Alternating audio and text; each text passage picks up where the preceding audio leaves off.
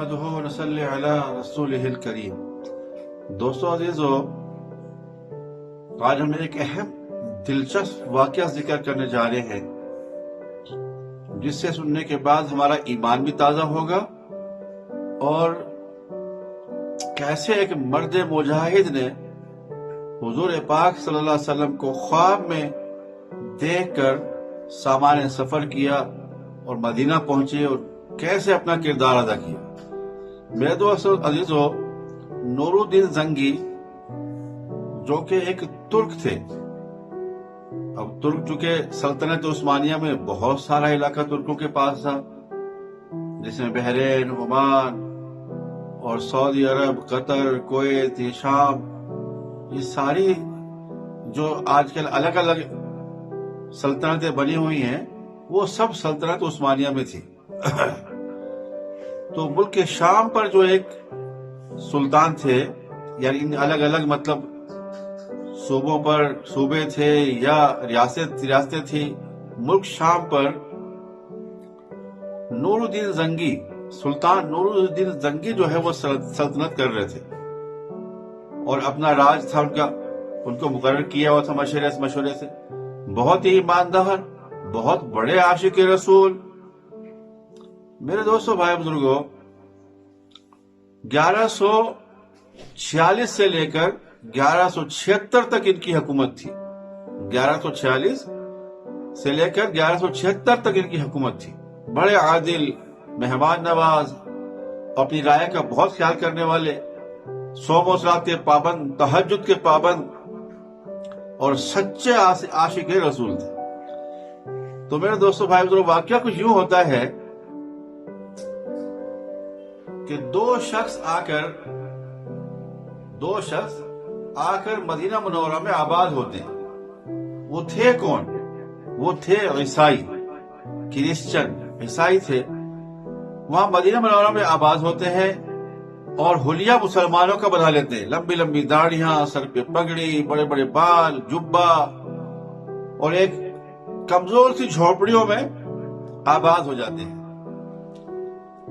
مدینہ ظاہر سی بات ہے اس وقت اتنا ڈیولپ بھی نہیں تھا جیسے اب ہے، تو وہاں آباد ہو جاتے ہیں اور لوگوں میں بہت مشہور ہو جاتے ہیں کہ یہ بہت بڑے اللہ والے ہیں، ان سے لوگ دعائیں کرانے آتے، ان سے اپنے بچوں پر دم کروانے آتے اور ضرورتوں میں ان سے مشورہ کرنے کے لیے آتے۔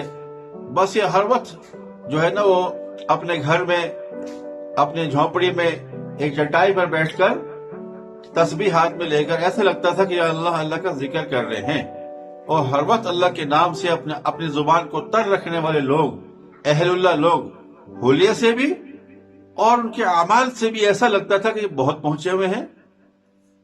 کسی قسم کا شک ان پر نہیں جا سکتا تھا کہ یہ عیسائی ہو سکتے ہیں۔ تو میرے دوستو، بھائی بزرگوں، جب لوگوں کا اعتماد ان پر جم گیا تو انہوں نے کیا کیا کہ اپنے اپنے جھونپڑیوں میں سے کارروائی شروع کی۔ اب کارروائی کی کیا تھی؟ وہ نور الدین زنگی رحمت اللہ علیہ کی واقعہ سے پھر ظاہر ہوگی۔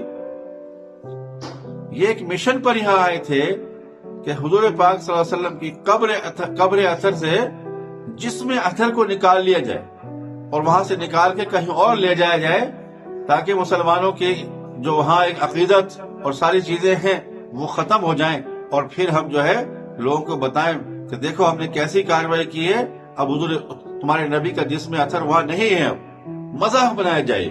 اتنی بڑی دشمنی سازش میں وہ ملوث تھے۔ تو وہ سرنگ کھوتے حضور صلی اللہ علیہ وسلم کی قبر اثر تک پہنچ گئے، پہنچنے والے تھے۔ ابھی چند ہی دن باقی تھے کہ جس سے وہ حضور پاک صلی اللہ علیہ وسلم کی قبر کو کھود دیتے، نقصان پہنچاتے، نعوذ باللہ، بے حرمتی کرتے، جسم اثر کو وہاں سے نکالتے۔ تو ایک دن کیا ہوا کہ نور الدین زنگی جب رات کو سوتے ہیں، سلطان نور الدین زنگی جو سیریا میں تھے، تو خواب میں حضور پاک صلی اللہ علیہ وسلم کی زیارت ہوئی اور ان دونوں کو دکھایا گیا، ان دونوں کی شکلیں دکھائی گئی، حلیے دکھائے گئے کہ یہ لوگ مجھے نقصان پہنچا رہے ہیں، نور الدین زنگی تم حرکت میں آؤ، تم کچھ کرو۔ دیکھو یہ دو لوگ، یہ دو بھیڑیے مجھے نقصان پہنچا رہے ہیں، میری قبر کو، میرے جسم کو، تم کچھ کرو۔ ایک دن خواب نظر آیا، دوسرے دن پھر خواب نظر آیا، قریب پہنچ چکے ہیں۔ تیسرے دن جب خواب نظر آیا تو انہوں نے اپنا قافلہ تیار کیا، لشکر تیار کیا، اور لشکر کے ساتھ پہنچ گئے خادم مدینہ کے پاس، اور وہاں جا کر یہ کہا کہ مجھے ایسے ایسے حضور پاک صلی اللہ علیہ وسلم کی خواب میں زیارت ہوئی ہے، میں فوراً آیا ہوں۔ تو یہ دو لوگ ہیں جن کو میں پہچان سکتا ہوں، صرف تو نہیں پہچان سکتے۔ وہ کون ہیں، کیا کر رہے ہیں، کہاں رہ رہے ہیں، ان کا پتہ لگایا جائے۔ اب مدینہ کے جو والد تھے وہ کہنے لگے کیسے پتہ لگایا جائے، وہ کہاں رہتے ہیں، ان کی شکل و صورت صرف آپ کو پتہ ہے، ہمیں پتہ ہی نہیں ہے حلیہ ان کا۔ تو یہ مشورے میں طے ہوا کہ پورے مدینہ والوں کی شاہی خاندان کی طرف سے دعوت ہو، یعنی بادشاہ وقت کی طرف سے، خلیفہ وقت کی طرف سے، والی مدینہ کی طرف سے پورے مدینہ والوں کی دعوت کی جائے۔ تو یہ اعلان ہو گیا کہ فلاں یعنی کل کے دن جو ہے سارے مدینے والے، بچے، بوڑھے، جوان، کوئی باقی نہ رہے، سب کی دعوت ہے یا کھانے۔ اور وہاں ایک جگہ پر سلطان نور الدین زنگی بھی اپنا مقام بنا کر بیٹھ گئے۔ جو بھی وہاں سے گزرتا نور الدین زنگی کی نگاہوں سے اوجھل نہیں ہو سکتا تھا، بالکل قریب سے ایسے اپنا وہاں پر آستانہ بنا لیا۔ لوگ گزرتے گئے، سارے مدینے والے وہاں سے گزر گئے، اپنے کھانا کھانے میں مصروف ہیں، لیکن وہ دو لوگ نہیں آئے جو خواب میں دکھائے گئے تھے۔ پھر پوچھا گیا والی مدینہ سے کہ کیا اور لوگ بھی باقی ہیں یہاں پر ابھی جو نہیں آئے؟ سب نے کہا نہیں، کوئی نہیں ہے۔ کہا نہیں ہے ضرور، جن لوگوں کو میں نے خواب میں دیکھا ہے، جن کی تلاش میں میں آیا ہوں، اور جن کے بارے میں حضور صلی اللہ علیہ وسلم نے مجھے نشاندہی فرمائی ہے، وہ لوگ میں نہیں دیکھ رہا۔ ان میں جتنے لوگ گزرے ہیں وہ مجھے نظر نہیں آئے۔ پھر لوگوں سے تحقیقات کرنے بھیجا تو پھر پتا چلا کہ ہاں دو آدمی ہیں، لیکن وہ بہت اللہ والے آدمی ہیں، ان پر تو شک ہی نہیں ہو سکتا۔ وہ تو ایسے اللہ والے آدمی کہ ہر وقت صوم و صلات پابند اور پورے مدینہ میں مشہور ہیں، ہر بچہ، بوڑھا، جوان ان کی شہادت کی گواہی دیتا ہے کہ یہ کتنے اچھے لوگ ہیں۔ کہ جی وہ لوگ تو دو آدمی ہیں، وہ اللہ والے ہیں، بس اپنے ذکر میں اللہ سے تعلق میں مصروف ہیں، تو وہ نہیں آئے، ان کو کیا دعوت اور کیا کسی چیز سے کوئی غرض نہیں ہے، وہ اللہ میں لگے ہوئے ہیں، اس لیے وہ وہاں مصروف ہیں۔ تو نور الدین زنگی نے کہا نہیں، ان کو بھی لایا جائے، جیسے بھی ہیں ان کو بھی لایا جائے۔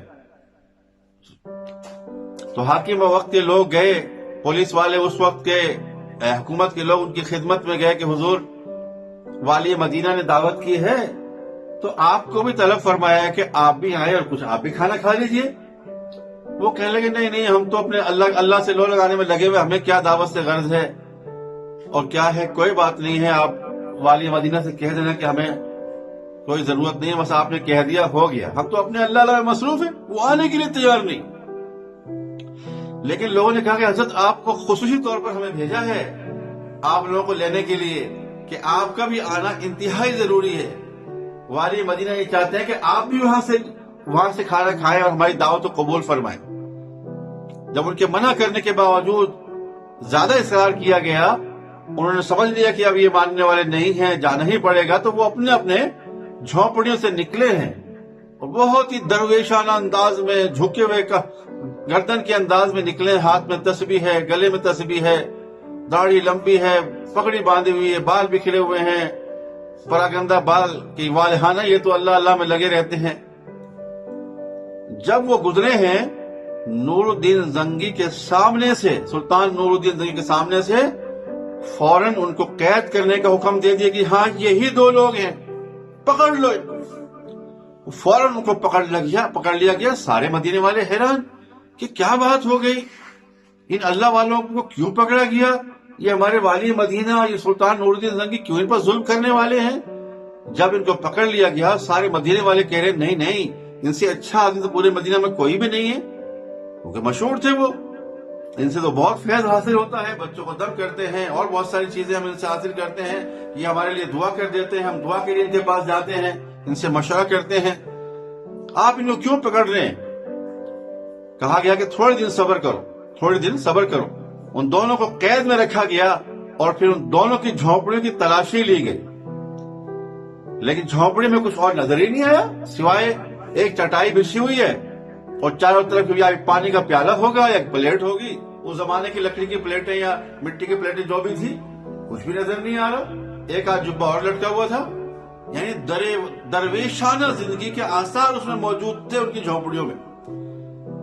اب پولیس اہلکاروں کو بھی پتہ نہ چلے کیا ہے اس میں، کیا ڈھونڈنا چاہتے ہیں۔ نور الدین زنگی نے کہا کہ میں خود چلتا ہوں ان کی جھونپڑیوں میں۔ جب لوگوں نے خبر دی کہ نہیں یہ تو بہت اللہ والے آدمی ہیں اور وہاں تو کچھ بھی سب کچھ ہی جو ہے نا ایسا ہی ہے جیسے اللہ والوں کا بھیس ہوتا ہے، ان کا میں چلتا ہوں وہاں پر۔ جب نور الدین زنگی رحمت اللہ علیہ وہاں خود تشریف لے گئے تو ان سے کہا کہ جو چٹائی بچھی ہوئی اس کو اٹھاؤ۔ جب چٹائی کو اٹھایا گیا تو اس کے نیچے ایک کوئی تختہ رکھا گیا، اینٹوں کی کوئی ایسی چیزیں تھی، اس کو ہٹایا گیا تو غار نظر آئے، سرنگ نظر آئے۔ اس سرنگ میں سے سپاہیوں کا تم گھسو، اس میں کہاں تک جاتی ہے سرنگیں؟ جب اس سرنگوں میں سے گھس کر گئے تو حضور پاک صلی اللہ علیہ وسلم کے روزہ مبارک کی دیواروں سے قریب پہنچ چکی تھی۔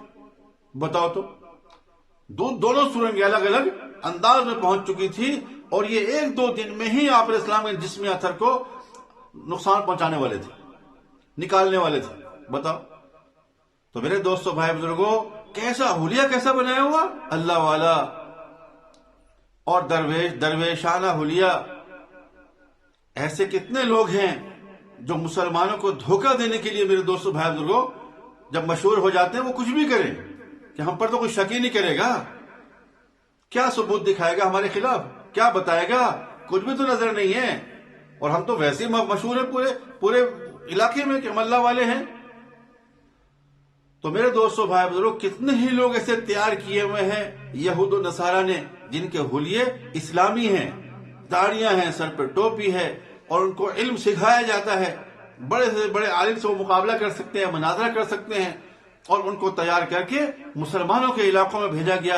کوئی امام بنا ہوا ہے، کوئی مسجد کا خادم بنا ہوا ہے اور کوئی بہت بڑا اللہ والا بن کے وہاں آستانہ بنا کے بیٹھا ہوا ہے، لیکن کام وہی کر رہے ہیں جس مشن پر ان کو بھیجا گیا، مسلمانوں میں لڑائی کروانا اور مسلمانوں میں تہمتیں لگوانا اور ان میں وہ مشن پر کام کرنا جو یہود و نصارہ چاہتے ہیں۔ اور ایسا حلیہ بنا، ان پر شک ہی کوئی نہ کرے۔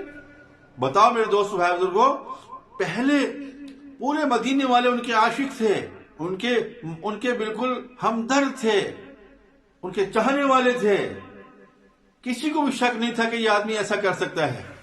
لیکن نور الدین زنگی کو جب خواب میں دکھایا گیا، اللہ نے ان سے کیسا کام لیا، حضور پاک صلی اللہ علیہ وسلم کی نصیحت پر وہ چلے ہیں اور کیسے آپ علیہ السلام کی قبر اطہر کو، جسم اطہر کو میرے دوستو بے حرمتی سے بچانے کا ذریعہ بنے۔ ان کو پکڑ کر ان کو میرے دوستو پھانسی دے دیں گے، تم ایسا بڑا قدم۔